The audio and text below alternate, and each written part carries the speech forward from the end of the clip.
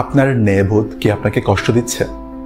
আপনি যদি এমন কেউ হন যার জন্য ফেয়ারনেস এবং জাস্টিস খুব গুরুত্বপূর্ণ, তাহলে আপনার নৈতিকতা নিঃসন্দেহে শক্তিশালী। আপনি স্পষ্টভাবে বুঝতে পারেন কোনটা ঠিক কোনটা ভুল, এবং এজন্য হয়তো আপনার একটা দৃঢ় মতামত থাকে। কিন্তু যারা জীবনের ন্যায্যতা ও বিচারকে অগ্রাধিকার দেন, অনেক সময় দেখা যায় তারাই সবচেয়ে বেশি কষ্টে থাকে। কারণ কি? এর কারণ হলো এই পৃথিবীটা সবসময় ফেয়ার না। বাস্তবতা হলো জীবনে অনেক কিছুই অন্যায় ও অবিচারপূর্ণ। আপনি হয়তো অনেকভাবে চেষ্টা করবেন সঠিক জিনিসটা করতে, কিন্তু বাস্তবে বারবার অন্যায় পরিস্থিতির সম্মুখীন হবেন। তাহলে কি করা উচিত? আপনার মূল্যবোধকে ধরে রাখুন, কিন্তু একই সাথে বুঝতে শিখুন জীবনের সব কিছু আপনার প্রত্যাশা মতো চলবে।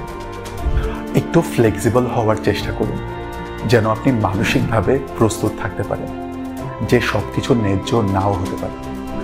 মেনে নেওয়ার ক্ষমতা বাড়াতে পারেন যে আমি বিশ্বাস করি ন্যায্যতাই, কিন্তু এটাও বুঝি যে life is not always fair. এই ছোট্ট মানসিক পরিবর্তনগুলো আপনার জীবনের চাপ কমাবে এবং হতাশা থেকে আপনাকে রক্ষা করবে। ন্যায়বোধ ও মূল্য, তবে তা যদি আপনাকে ভেঙে ফেলে, তবে নতুন করে ভাবার সময় এসেছে। এই পৃথিবীতে আপনার মতো মানুষেরই দরকার, তবে তা নিজের শারীরিক এবং মানসিক সুস্থতার বিনিময়ে।